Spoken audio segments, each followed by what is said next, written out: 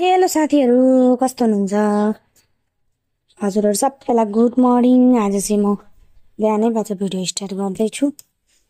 मेरो झ्याल लगाइदिनु पर्यो। यहाँनिर चाहिँ बिहानै घाम आउँछ मजाले। यहाँनिर चाहिँ प्लान्टहरूले चाहिँ यतापट्टि छ मेरो यो स्नेक प्लान्ट, मनी प्लान्ट।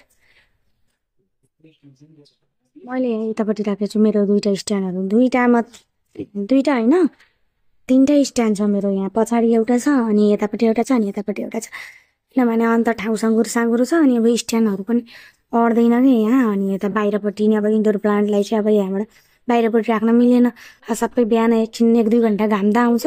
1-2 घन्टा घामले त खासै असर गर्दैन इन्डोर प्लान्टहरूलाई। तर धेरै बेर घाम भइरह्यो भने चाहिँ यो पातहरू सबै जल्छ क्या। यसको यो इन्डोर प्लान्टको ब्युटी भनेको यसको पात हो। अब पातहरू सबै जल्यो भने त फेरि काम लागेन। त्यही भएर मैले यहाँनिर एउटा सिट पनि लगाएको थिएँ कि, एउटा बोरा जस्तो टाँगेको थिएँ, अलिकति घाम कम होस् भनेर। अब अस्ति हिजोको हावापानीले सबै च्यात्यो। अब रेनी टाइम आयो नि त, अब पानी पर्ने सिजन आयो। अब चाहिँ प्लान्टहरू चाहिँ एकदम हेल्दी ग्रोथ हुन्छ। यसरी नयाँ नयाँ हाँगाहरू हाल्छ। मैले चाहिँ सबै कटिङ गरिदिएको छ क्या, प्रुनिङ गरिदिएको थिएँ। अहिले चाहिँ यसमा दामी हाँगा आएको छ, दामी हाँगा हालेको छ। यो चाहिँ फिलोडेन्ड्रन हो, यो हो जेड प्लान्ट। यसलाई चाहिँ क्रासुलाबाट भन्छ है। यो चाहिँ एकदम घरको लागि लकी प्लान्ट हुन्छ अरे के। अनि यो घरमा राख्यो भने चाहिँ मनीहरू एट्र्याक्ट गर्छ। त्यही भएर मैले चाहिँ यहाँ ल्याएको छु। यो चाहिँ मैले किनेरै ल्याएको हो यो प्लान्ट चाहिँ। अनि यतापट्टि छ मनी प्लान्ट। यो मनी प्लान्ट चाहिँ ग्रिन कलरको मनी प्लान्ट हो। आज चाहिँ म यसलाई कटिङ स्पाइडरले चाहिँ यसरी यो यसरी क्या, यस्तो रनरमा बच्चाहरू निकाल्दा चाहिँ कस्तो राम्रो देखिन्छ क्या। मलाई चाहिँ एकदम मनपर्छ क्या यस्तो ह्याङ्गिङमा लट्केको क्या, तलपट्टि झरेको। कहाँबाट हिन्दी आयो मलाई। अब यतापट्टि सबै मेरो ह्याङ्गिङ प्लान्टहरू छ। यहाँ सबै।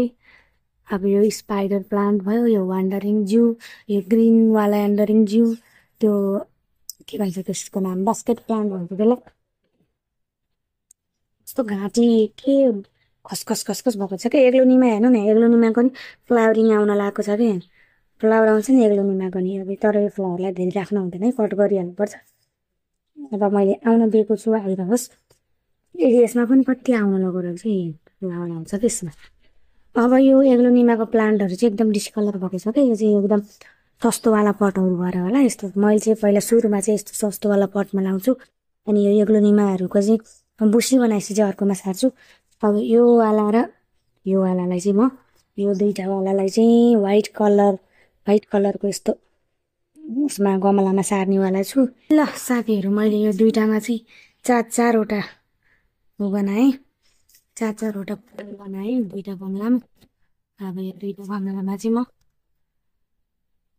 एग्लोनिमालाई सार्छु।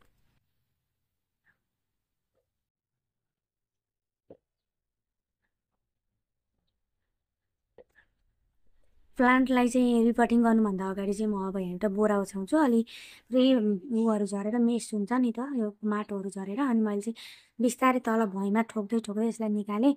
यसलाई निकाल्दा ध्यान दिनुपर्ने कुरा चाहिँ यसको यो जरा चाहिँ डिस्टर्ब हुनु हुँदैन। हुन त हामीले यो जरा मुनिको बढी भएको जरालाई काटेर रिपोर्टिङ गर्न सक्छौँ। तर म चाहिँ अहिले यो जरा धेरै भएको छैन, यसलाई हटाउन चाहन्न। त्यसैले मैले चाहिँ यतिकै रिपोर्टिङ गरेँ। अब बिस्तारै हामीले ठोक्दै निकाल्नुपर्छ। यसको चाहिँ यो डिस्टर्ब नहोस् यो बिरुवा चाहिँ क्या।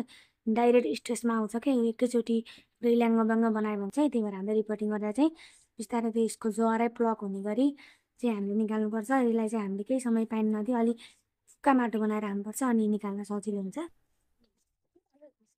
अब यसमा दुईवटा रिपोर्टिङ गरेर दिनु साथीहरू।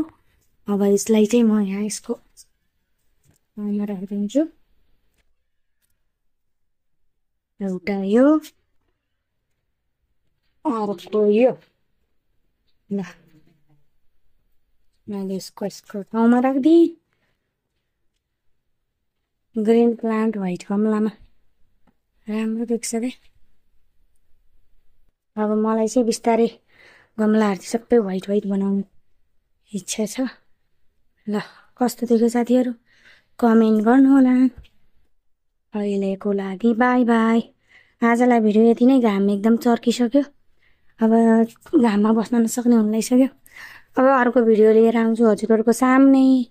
हजुरहरूलाई भिडियो कस्तो लाग्यो, कुनै प्लान्टको बारेमा सोध्नु इच्छा छ भने सोध्न सक्नुहुन्छ। आजको लागि बाई बाई साथीहरू।